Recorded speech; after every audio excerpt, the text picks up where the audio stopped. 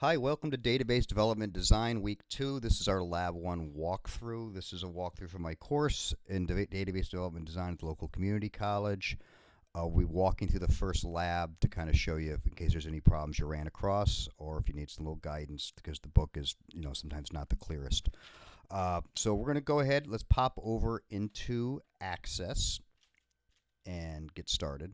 All right, so the first thing we're going to do is we got Access open. You'll notice you have like templates and stuff and other files, and it's the standard Office spoiler thing. We're going to go ahead and just click blank database. And I clicked to overclicked, and that's what happened. And so we're going to go back here, click File, and go ahead and click blank database again. Now we get to name it. And I don't know why it's so glitchy. It's but the book says last name first, then ACC01, and then go ahead and type in permits. Okay, that's what we'll call this one. We'll create. I already had an existing one, it said. So, all right, so it comes up. Let's take a quick walk through Access real fast. It's much like Office files. You have the menu tab across here, which brings you different, ribbons based on which thing you click on. You have Home, Create, External Data, Database Tools, Tables, Fields. We're going to work with all this, but we're going to start. It opens you up. We already have a table here. So we're going to go ahead. We want to create a quick table. We're going to create a table for contractors. The first thing you're going to do is go ahead and click on the first tab up here. And if you double click up there in the ID, you can now change it. We're going to call this one Contractor ID. Okay. Now, we can do, if you right click here and you go up here to name and captions in the tables field, you can bring up this property menu where you could type in, now watch this, I could give it a caption of contract or ID with space. A description that can be used later. It's called metadata when you're looking at it. So, store contractor ID. Normally something I wouldn't worry about if it wasn't self-explanatory. But we put it in there, and now you'll see the contractor ID looks like it's got a space, but in the back end, it's actually aliased. The table itself, it's actually called a contractor ID without the space. But that's it. So that's just to give you an alias that's easier for humans to read. So let's go ahead. The book wants us to put in a couple more tables. So we go to the next one, click to add. First thing you have to pick is your data type. This is going to be the company name, so we can use short text. Short text, it's kind of a funny term, but it means anything up to 255 characters. So that should handle most things, Company name, we'll call it. Next one, we're going to click to add short text. And this is going to be last name. And we'll do it again, short text, first name. And we'll go ahead, click to add. Short text, we're going to add a phone number. Now, I know phone number is a number, but, phone numbers have symbols in them, so we'll go ahead and use text for that. And the same thing down here for short text, we're going to go ahead and add email. Now, we can go up here. You notice in here we have field size. Up here on any one of these, like a phone number, it's only going to be a certain number. It's not going to be 255 characters, so you could actually reduce this down to like 50. And what that does is it actually saves the amount of space the disk is allocating to store this. So if you got something like a state abbreviation, you only need 2 characters. You do kind of want to limit that, so it saves the memory allocation that the database is using, which as your databases grow can become a significant factor. Okay, so there we go. So we've built a table using just the standard table thing. You'll notice it still says table 1 here. So what we can do is, if we just go ahead and hit the X now, it's going to ask us, do you want to save? And yes, we want to save. And it's also going to ask us, hey, do you want to name it? And that's where we're going to name this one. We'll name this one our contractor table. So we say OK. And now you'll see our table sits over here in our, and we can grab this over. Just like anything else, you can just grab and drop. We can click on it, and it'll come back up here. Now, the first number here is actually called an auto number. See how it says new in there? Anytime I start to type something here, ABC Corp. Notice it automatically gives me a number. So we're going to just make some company names up. I know the book has a list of them. You don't have to follow exactly what the book has, but we're just going to go ahead and we'll call this one, Smith Kevin, and phone number 555-1234, and KS at ABC. Oops. At abc.com. All right. Now I'm just going to keep going down here, adding new ones. I'm going to pause it so you don't have to watch me type.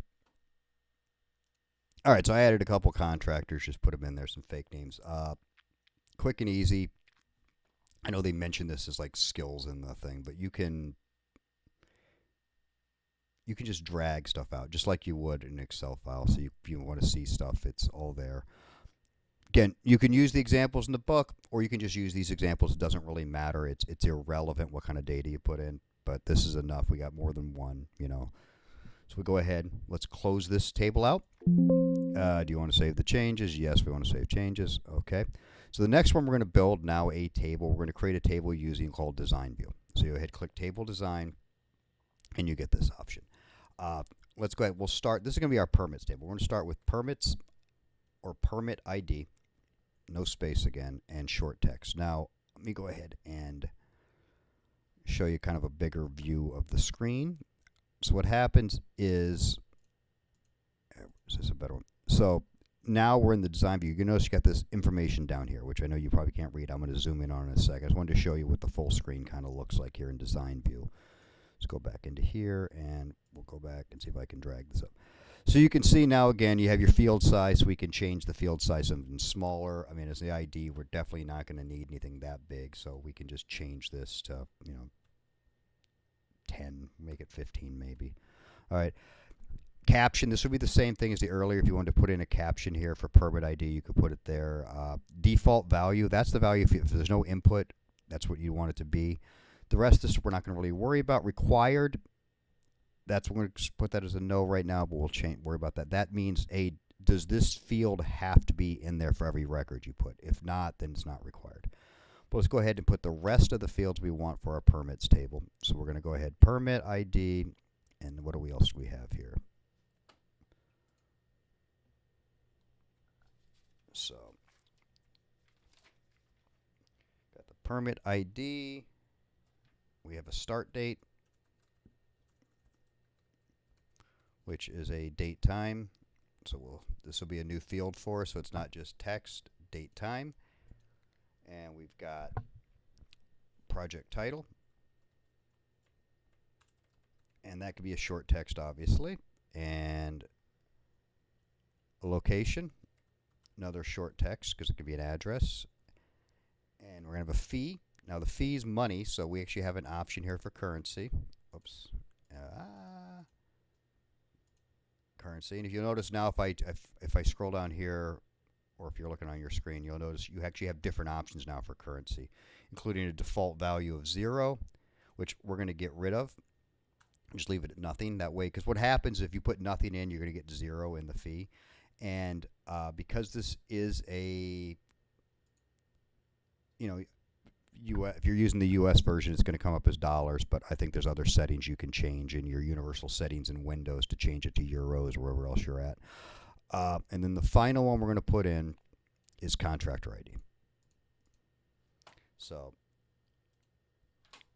contractor ID, we're going to make this a number.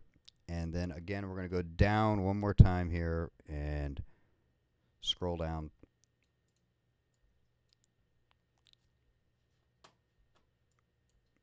And whoops, go back. So I'm actually make sure I go up and select the. I'm clicking on the number now, so it pops up. So this is that last one we put in. Default value. Get rid of the default value again. If you don't get rid of this default value, this is going to cause a problem when we import Excel files later. We had some problems in class. This is what caused that problem because it was defaulting to a value.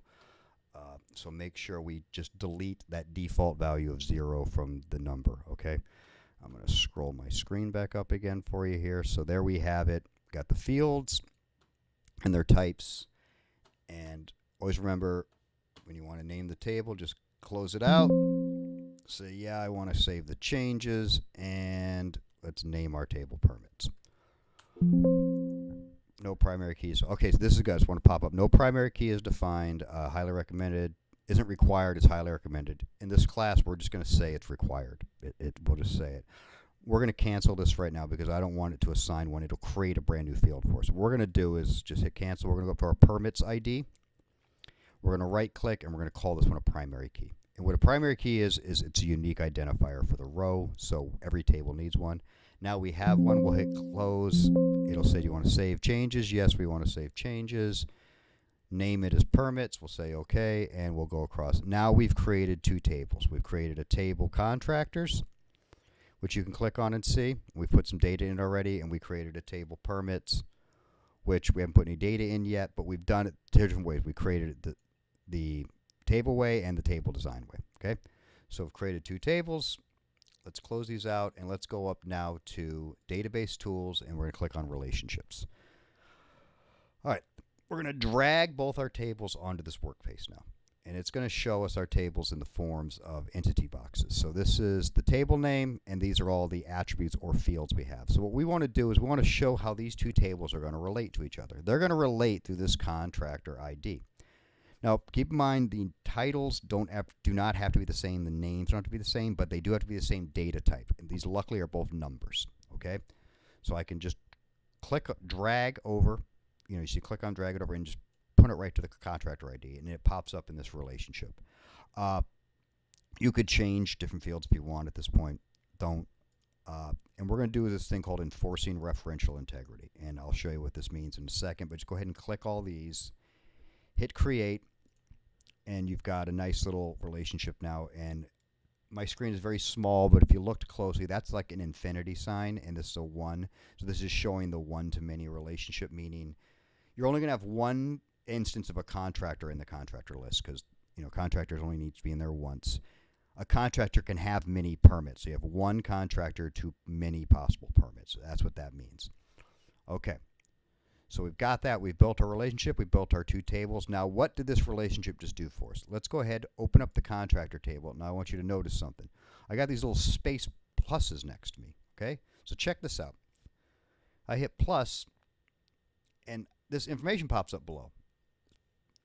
This is the other table. This is our permits table. So I can put in a fake permit here. Let's say B1234, start date of 09/09/2022.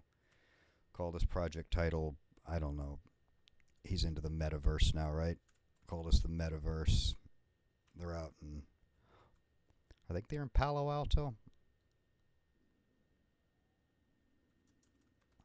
And fee, God knows. We'll just make it cheap, but it could be gazillions for him. All right, so we got that's right there. So we made a permit right there. Now, if you notice, if I go over here and open up the permits table now, it's in there. And it's linked to a contractor ID too because that's who I just put it under. That's who the contractor ID is here. Notice there is no space for contractor ID for me to put. It became because I spaced it in there. All right. Now watch. If I do this, I go over here to permits, and I create a new one. Let's call this 5555, and we'll say 10, just for symmetry here. I don't know. Test 1, we'll call it. New York. Say it's 500, doesn't matter. Now, if I put contractor ID 3 in here and hit enter, now when I go ahead and open up my contractor table again, if I go over to 3, Verizon, look, the permits is there. Just like there's a permit now under that, and there's nothing under 1 because I haven't built one for it yet. Another thing to keep in mind is this is where the referential integrity comes in. See, from contractor, I only have 3 contractors. So if I go ahead and put 6 in here and try to hit enter, I'm going to get an error. I cannot change or add a record because the related record is required in the table contractor. So what that means is it has to match a contractor in there. So if I could change it to 1, hold on. Windows, God, Office is so touchy. So I'll go to 1, hit enter, now it will work. And again, now if I go open contractors up again, now under 1 you'll see it. Now it'll be under 1, and it'll be there. It won't be there. All right, so good. So what we've done so far, we've built 2 tables. We've messed with their field size, brought them around. You can, like I said, we looked here that the very simple thing that you can expand and contract them to get the names. We built a relationship between the two. That relationship allowed us to have these little tables we got down here in the queries, which is effectively this permits table under the contractor table, and we input referential integrity, which will not allow me to put something in the permit table that does not match a contractor in the contractor table. Okay, now we're going to go ahead and we're going to import some data from Excel. Okay, so from Canvas, you're going to go ahead into the Files, Access Book, Chapter 1, and you're going to download, which one is it? Permits data. So you go ahead, these three circles, you got the three dots here, you can just hit download there. It'll come up as an Excel file, and I'll get it up in a second here. Okay, so when you open yours up, the top line is going to be empty on yours. You're going to want to fill it in to match the columns here in permits. All the way up to fee. We don't have a contractor ID column. It's okay. We're just going to go permits, state, field. Okay, again, now before we do this, just to make sure you're not going to have a problem, you're going to want to go ahead into permits, right-click, design view, click on that contractor, and then let's go ahead and scroll this bad boy up. Make sure that the default value is not there. It's gone. There's no 0. Because the default was 0, you want to get rid of that because that's going to cause a problem on the import. So let's go ahead, let's close this permits now. Save your Excel file as something you know. Go ahead and close it. And we're going to go over here into external data. The left here is importing data. The right is exporting data if you want to get data to Excel, that kind of stuff. We're going to go to new data source, from file, Excel. This wizard's going to pop up. You're going to go to the file you just created. So for me, it's under downloads. We are going to append. Now, I don't like this at all. I do not ever recommend in real life appending, but this is part of the lab. I always say build a landing table and move it over from there, but we're going to append to there. Going to hit OK. It's going to give you a preview of the data we've got in there, and you're going to go over next. First row contains column headings. That's already in there, so you can go hit next. Do not click this. You don't want to run the wizard. Import to that table, permits, hit finish.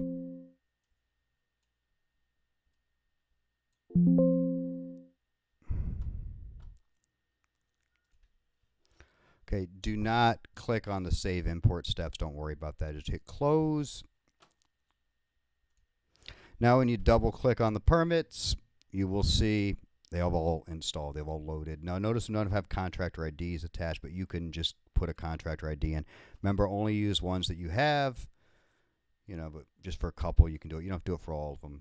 Again, close this. That'll save it. Now when we go open up contractor, you'll start to see that based on the ones we put in there, we have a couple more now.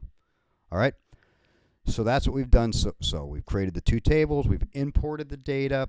The last thing it kind of wants you to look at here for the skills are, let's see, filtering, which, I mean, the filtering works the same way as it works in Excel. So let's go ahead and just open up permits. And it's just like when you turn filters on Excel. If I go down to here to fee, I can hit the select all button. That'll erase everything, then pick any one I want, like 58. And you see it filters down. And if I want to remove the filter, I just click on that, clear filter. If I want to sort, I can go up here, sort oldest to newest, sort newest to oldest. This is sort A to Z because it's not a date, you know. Okay, so that's simple enough. That's not a big deal. And the only other thing was they did some formatting. So for formatting, I mean, you could go in here, you could go back to home, look at text. Let's see if I can move this over for you a little bit. You could change the font. You know, you can change the size, the font coloring, anything you want to do there. If you go to here, this is going to bring up a text formatting window. And you could do data sheet formatting. You can alternate the background color, you know, and pick any color you want and just hit OK. And now it'll give you this alternating colors, which makes it easier to read multiple levels, you know. So there we go. So if you've done all those things, this is lab 1. We've completed it. any problems you run into. The Excel import was probably the biggest pain for some people running into, and if you got rid of that 0, it should solve your problem. If not, come to me. We'll see if we can work it out. Another approach is just to import the Excel window to a brand new table, the Excel data into a brand new table, and just link from there. But this is good for Lab 1. I'll put up another video for Lab 2 to help walk through this. Any questions, go ahead and reach out to me. You know how to contact my email, or you can comment on this video and I'll get back to you. Again, thank you very much. I will see you next time.